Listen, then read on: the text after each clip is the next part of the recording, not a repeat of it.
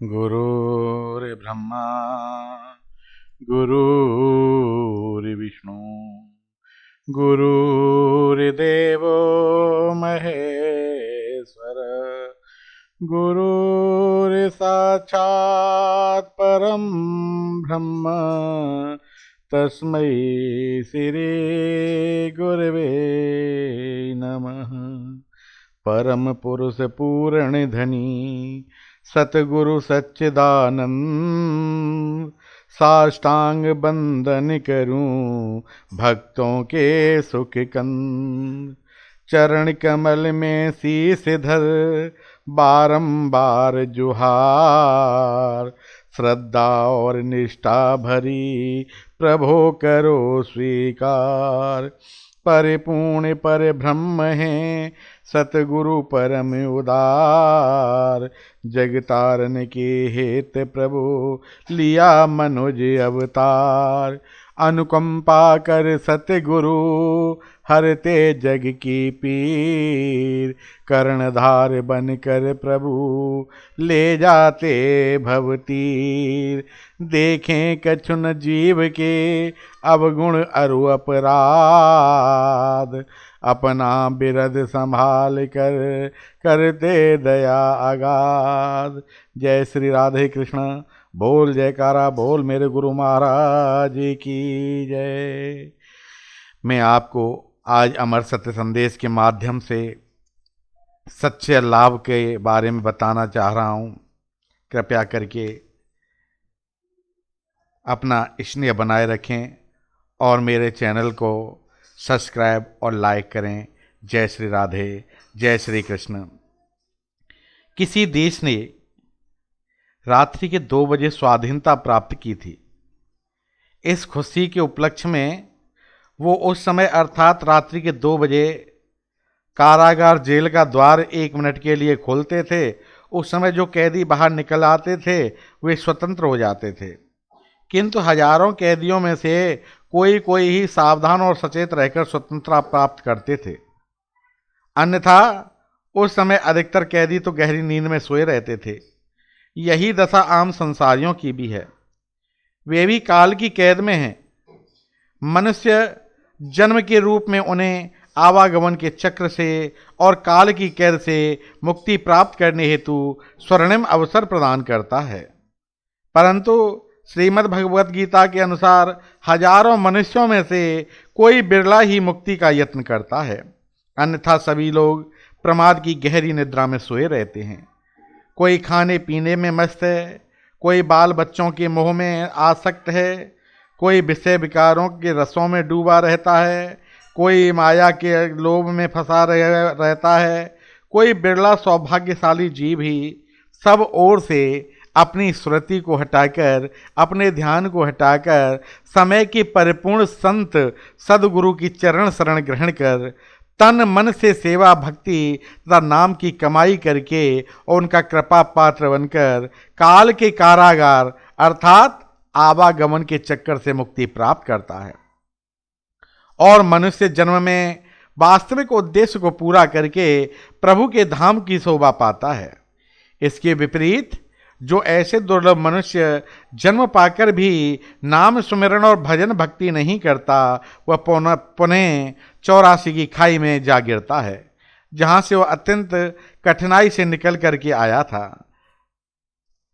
ए मनुष्य, 84 लाख योनियों के चक्कर में भ्रमण करने के उपरांत अत्यंत सौभाग्य से अब तुमने दुर्लभ मानव जन्म प्राप्त किया है।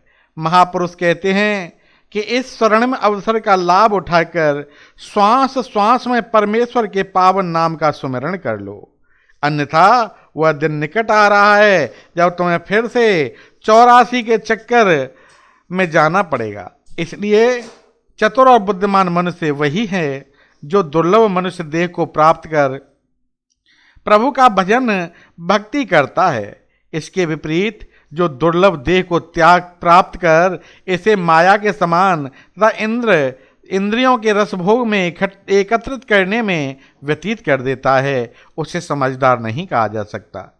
गरुण जी ने काकभूषण जी से जो 7 प्रश्न किए हैं उनमें पहला प्रश्न है, प्रथमे कहो नाथ मति धीरा, सबते दुर्लभ कवन शरीरा।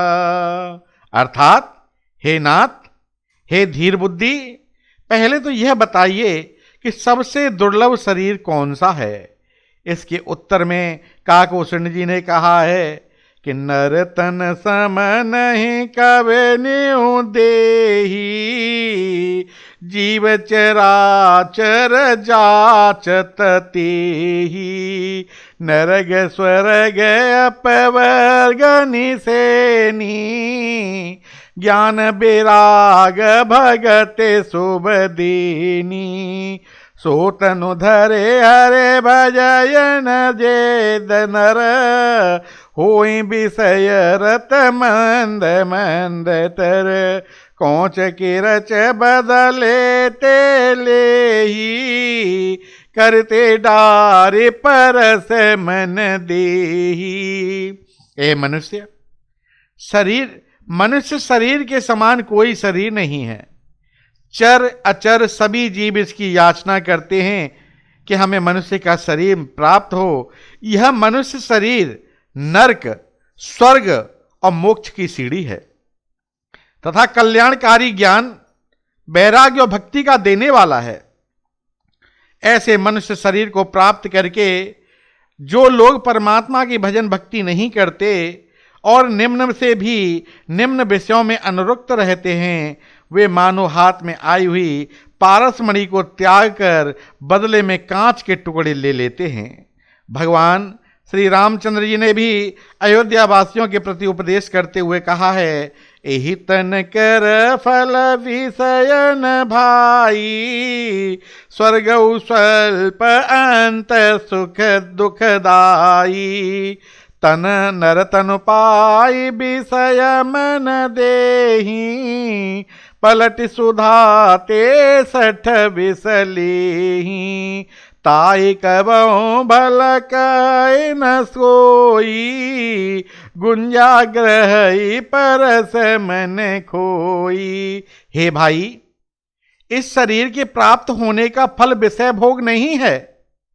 इस संसार के भोगों की तो बात ही क्या, यदि स्वर्ग के सुख भोग भी प्राप्त हो जाएं तो भी कम है, क्योंकि उनका परिणाम भी अंत में दुख रूप ही है। इसलिए जो लोग मनुष्य शरीर को पाकर भी विषय भोगों में मन लगा देते हैं, वे अज्ञानी अमृत के बदले विष ले लेते हैं। जो पारसमणि को हाथों से गवाकर बदले में घुंघची ले लेता है, उसको भी कोई बुद्धिमान नहीं कहता।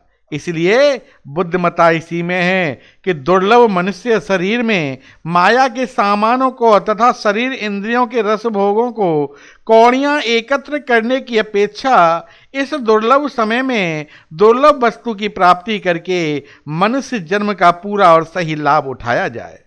संसार में सबसे अधिक मूल्यवान और दुर्लभ वस्तु भगवान का नाम और उसकी भक्ति है, जिसकी प्राप्ति संतों सत्पुरुषों की शरण संगति में आने पर ही होती है।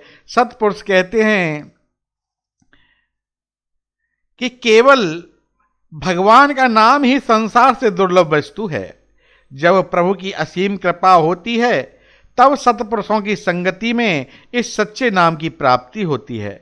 जो संतों सत्पुरुषों की शरण संगति ग्रहण करके तथा उनके नाम की प्राप्ति करके श्वास श्वास में उसका सुमरण करता है, वह सौभाग्यशाली जीव ही मनुष्य वास्तविक जीवन का लाभ प्राप्त करता है। इसके विपरीत जो विषय विकारों तथा शरीर इंद्रियों के रस भोगों में अटक कर नाम सुमिरण और भजन भक्ति से वंचित रहते हैं, ऐसे जीवों का तो समूचा जीवन ही व्यर्थ चला जाता है। जैसे कि सत्पुरुषों ने कहा है कि हे भाई, यदि भक्ति से विहीन जीवन व्यतीत करता था तो तू संसार में आया ही क्यों?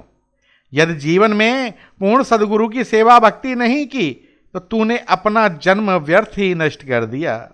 मनुष्य जन्म जैसा दुर्लभ और स्वर्णिम अवसर प्राप्त करके भी जो इस समय में नाम स्मरण नहीं करता, उसे तो महापुरुषों ने आत्मघाती कहा है। जैसे सत्पुरुषों ने कहा है कि यह दुर्लभ मनुष्य शरीर अत्यंत सौभाग्य से प्राप्त होता है। जो कोई ऐसा दुर्लभ शरीर प्राप्त करके भी परमात्मा का नाम स्मरण नहीं करते, वे आत्मघाती हैं और स्वयं अपना ही हनन करते हैं, अपना ही नुकसान करते हैं।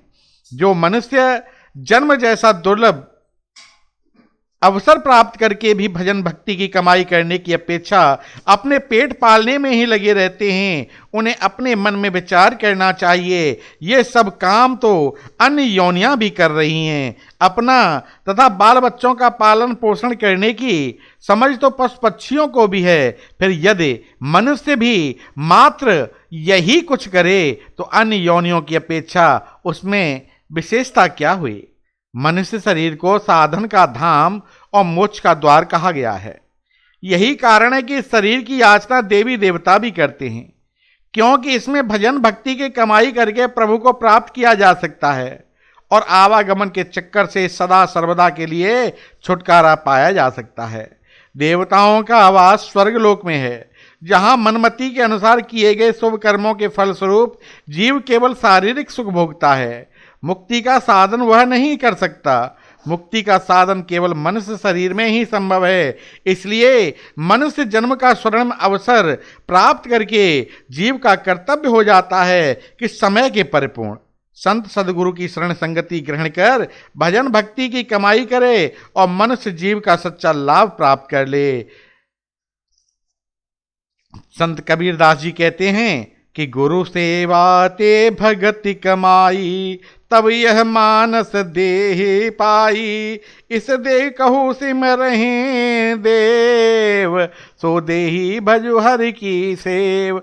भजो गोविंद भूले मत जाहू, मानस जन्म काए ही लाहू। गुरु सेवा द्वारा यदि जीव भक्ति की कमाई करे तो उसकी मनुष्य देह सफल मानी जाने योग्य है। यह शरीर इतना अमूल्य एवं दुर्लभ है कि देवता भी इसकी प्राप्ति की इच्छा करते हैं। अतएव इस शरीर को पाकर सदैव प्रभु की सेवा भक्ति करते रहो। परमात्मा के भजन भक्ति करना कभी भी मत भूलो। मनुष्य जन्म का एकमात्र यही लाभ है। ऐसा उत्तम और श्रेष्ठ मनुष्य जन्म पाकर भी जो संत सदगुरु की शरण संगति ग्रहण कर नाम का स्मरण नहीं करते, उनके विषय में कुछ संत पुरुषों ने कहा है कि जिन जीवों को परमात्मा के नाम का सच्चा रस उपलब्ध नहीं हुआ वे भाग्यहीन हैं और यम के पंजे में हैं। जो सदगुरु की शरण संगति में नहीं आए उनके जीवन पर धिक्कार है,